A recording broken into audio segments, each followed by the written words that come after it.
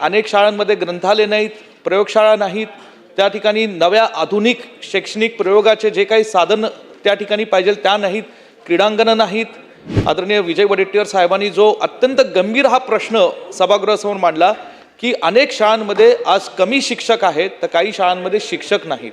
जिल्हा परिषदच्या शाळांची विद्यार्थी संख्या घटत होती, त्यावेळेस ती विद्यार्थी संख्या पुन्हा 2 वर्षात मोठ्या प्रमाणात सांगली जिल्ह्यामध्ये वाढली. सन्माननीय स्वर्गीय अजितदादांनी त्याचा त्यांच्या बजेटच्या भाषणामध्येही काही वर्षांपूर्वी उल्लेख केलेला होता की हे मॉडेल स्कूलची कल्पना संपूर्ण महाराष्ट्रात आम्ही राबवू. मॉडेल स्कूलची कल्पना संपूर्ण महाराष्ट्रात तुम्ही राबवणार आहात का, त्याला खास म्हणून बजेटची तरतूद किती करणार. म्हणून जिल्हा परिषदचा त्यांच्या शिक्षणाचा पाया हा मजबूत झाला पाहिजे आणि तो मजबूत झाला तर भविष्यात त्यांना फायदा होईल. अध्यक्ष महोदय, सन्मान्य सदस्य अभिमन्यू पवारांनी लातूर जिल्ह्यातील या जिल्हा परिषदच्या शाळांच्या संदर्भातला हा प्रश्न अत्यंत महत्त्वाचा हा इथे सभागृहात मांडलेला आहे आणि ह्याला जे उत्तर आदरणीय मंत्री महोदयांनी दिलंय हे फारसं काही महाराष्ट्राच्या शाळेमध्ये शिकणारे जे विद्यार्थी आहेत जिल्हा परिषदेमध्ये आणि तिथे काम करत असणारे दिवस रात्र जे आमचे शिक्षक आहेत त्या शिक्षकाने आम्हा सर्वांना ते फारसं काही समाधानकारक उत्तर आहे असं मला वाटत नाही. आदरणीय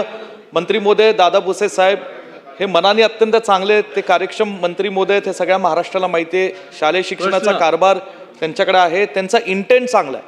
पण प्रत्यक्षपणे महाराष्ट्राच्या ग्रामीण भागामध्ये जिल्हा परिषद शाळांमध्ये काय होते ही वस्तुस्थिती गेले 1 तासभर आपण सगळ्या सन्मान्य सदस्य आमदारांकडनं आपापल्या जिल्ह्यातील असणाऱ्या जिल्हा परिषदच्या शाळांची वस्तुस्थिती त्यांनी या सभागृहात मांडलेली आपण ऐकत आहात.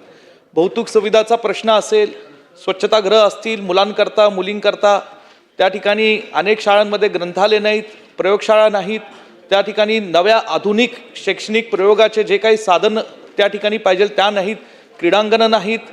अनेक ठिकाणी सर्वात महत्त्वाचा मुद्दा आणि त्यात करून आता आमचे आदरणीय विजय वडेट्टीवार साहेबांनी जो अत्यंत गंभीर हा प्रश्न सभागृहासमोर मांडला की अनेक शाळांमध्ये आज कमी शिक्षक आहेत तर काही शाळांमध्ये शिक्षक नाहीत आणि म्हणून एक शिक्षकी शाळा म्हणून त्या ठिकाणी जिल्हा परिषद आज नाईलाजाने त्या शाळा चालवतात.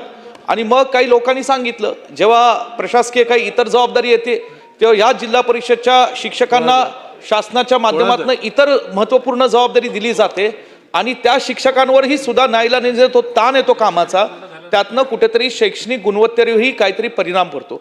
अध्यक्ष महोदय, आता जयंतराव पाटील साहेबांनी उल्लेख केला, मी मगाशी त्याचा करणार होतो की सांगली जिल्ह्यामध्ये आमच्याकडे जितेंद्र दुडी नावाचे IAS अधिकारी होते, त्यावेळेस ते जिल्हा परिषदचे CEO होते, आता पुण्याचे जिल्हाधिकारी आहेत आणि अत्यंत चांगली एक कल्पना त्या ठिकाणी राबवली गेली ती म्हणजे मॉडेल स्कूलची. आणि जिल्हा परिषद शाळांमध्ये जी दिवसेंदिवस नव्या काळानुसार पालकांचा एक ओढा इंग्लिश मिडियमच्या शाळांकडे जात चाललेला आहे, अशा वेळी जिथं जिल्हा परिषदच्या शाळांची विद्यार्थी संख्या घटत होती त्यावेळेस ती विद्यार्थी संख्या पुन्हा 2 वर्षात मोठ्या प्रमाणात सांगली जिल्ह्यामध्ये वाढली. हा अत्यंत चांगला आणि यशस्वी प्रयोग हा सांगली जिल्ह्यातला या ठिकाणी महाराष्ट्रात यशस्वी झाला. आणि मला आवर्जून इथे उल्लेख करायचा आहे की सन्मान्य स्वर्गीय अजितदादांनी त्याचा त्यांच्या बजेटच्या भाषणामध्येही काही वर्षांपूर्वी उल्लेख केलेला होता की हे मॉडेल स्कूलची कल्पना संपूर्ण महाराष्ट्रात आम्ही राबवू. आणि मूळ अध्यक्ष महोदय, माझी नम्रपणे इथे सभागृहाला विनंती, मंत्री महोदयांना विनंती आहे, आदरणीय दादा भुसे साहेब तुम्ही अत्यंत चांगलं काम कराल अशी आम्हाला सगळ्यांना अपेक्षा आहे आणि खात्री आहे. माझी विनंती अशी आहे की मॉडेल स्कूलची कल्पना संपूर्ण महाराष्ट्रात तुम्ही राबवणार आहात का, त्याला खास म्हणून बजेटची तरतूद किती करणार. कारण मगाशी तुम्ही सांगितलं की महाराष्ट्रात अशा अनेक जिल्हा परिषदच्या शाळा आहेत ज्याच्यामुळं तिथल्या स्थानिक या ठिकाणी लोकांनी त्या जिल्हा परिषदच्या शाळेमध्ये ॲडमिशन मिळावी, मुलं शिकावी म्हणून या ठिकाणी आज पालकांची तिथं रांगाच्या रांगा उभ्या असतात. अध्यक्ष महोदय, ग्रामीण भागातल्या सर्वसामान्य सर्व जाती धर्मातल्या लोकांसाठी पहिली शैक्षणिक पारी ही जिल्हा परिषदची शाळा असते. म्हणून जिल्हा परिषदचा त्यांच्या शिक्षणाचा पाया हा मजबूत झाला पाहिजे आणि तो मजबूत झाला तर भविष्यात त्यांना फायदा होईल. म्हणून मंत्री महोदयांनी या संपूर्ण ह्याला बजेटची वेगळी तरतूद, DPDCतनं निधी मिळतोच पण वेगळा तरतूद काय करता येईल हे या ठिकाणी सभागृहाला सांगावं. धन्यवाद. अध्यक्ष महोदय, सन्माननीय सदस्य डॉक्टर कदम साहेबांनी जो काही मुद्दा अधोरेखित केलेला आहे, साधारणपणे सांगली जिल्ह्यामध्ये दुडी नावाचे CEO होते आणि त्यांच्या पुढाकाराने त्या जिल्ह्याच्या अनेक शाळा एक मॉडेल स्कूल म्हणून त्यांनी निर्माण केलेल्या आहेत.